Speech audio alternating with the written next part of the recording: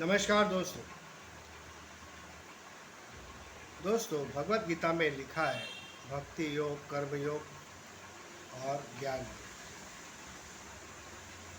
मैं आपको बताता हूँ बहुत ही शॉर्ट में कि भक्ति योग बहुत ही मुश्किल है,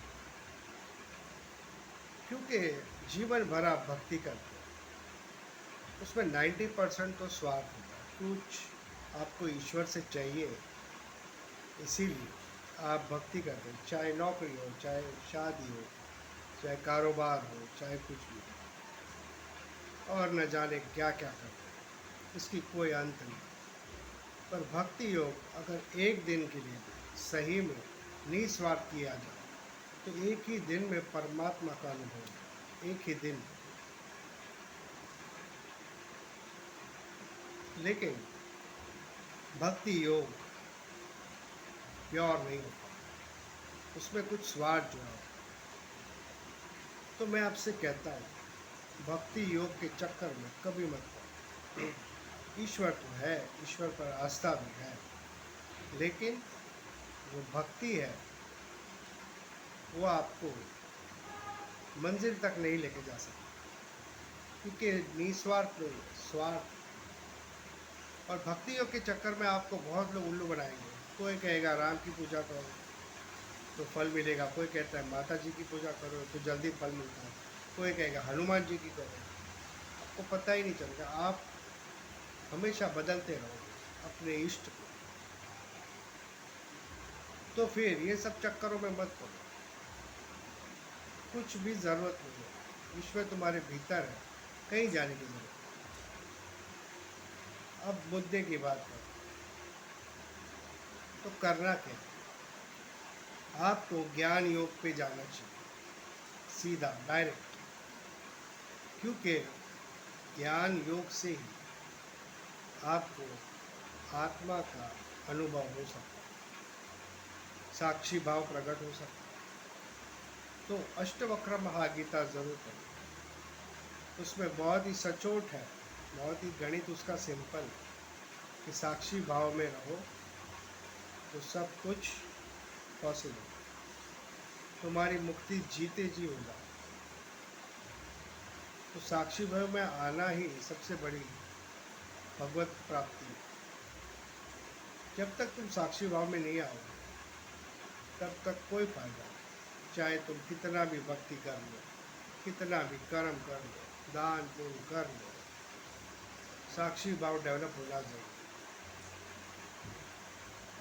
तो क्या करना है? ध्यान करना है, मेडिटेशन करना है, उसी के बाद आप साक्षी भाव में आ पाओ।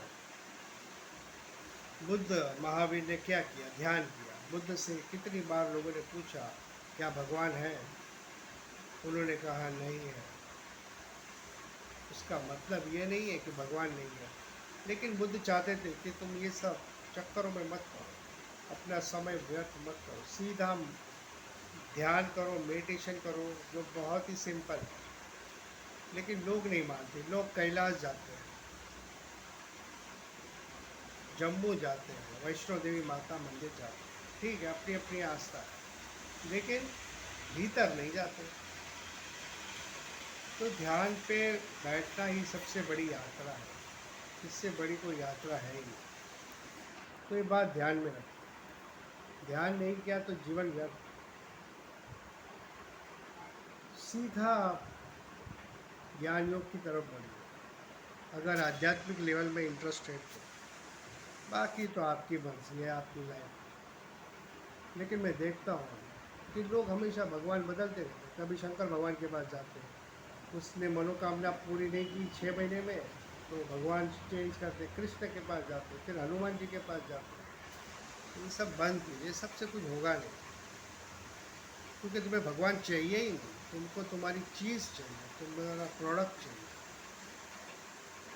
लेकिन साक्षी भाव में आने के बाद इंसान में बुद्ध बनने की क्षमता है, लेकिन साक्षी भाव में आना जरूरी है। साक्षी भाव के लिए आपको ध्यान करना जरूरी है। रोज़ आधा घंटा ध्यान कीजिए अपने लिए, तभी आपको पता चलेगा आप शरीर से अलग हो। और आपको ये भी पता चलेगा आपका शरीर कितना साथ देने वाला है, कब आपके शरीर की मृत्यु होगी ये भी आपको पता चल जाएगा। बहुत ज़रूरी, ध्यान करना। तो आध्यात्मिक जीवन वही है, स्वयं को जानना। धार्मिक जीवन अलग है, धार्मिक में आप पूजा पाठ करो, देवी दर्शन की यात्रा करो, कुछ भी कहीं भी जाओ, यात्रा जाओ, लेकिन उसको आध्यात्मिक नहीं बोल सकते। बुद्ध महावीर ने आध्यात्मिक की यात्रा, तो ये फ़र्क को समझो, वरना ऐसे ही ज़िंदगी चली जाएगी, पूजा पाठ कर्म कांड ये सब में चला जाएगा, कुछ हाथ में मिलेगा नहीं, अंत में लगेगा सब व्यर्थ गया। तो यूट्यूब पे अवेलेबल है अष्टवक्र महागीता के बहुत सारे वीडियोस। अभी आपको पढ़ने का तो टाइम है नहीं, सुनिए, वैसे भी यूट्यूब पे लगे रहते हैं, सुनिए। आज के वीडियो में इतना ही।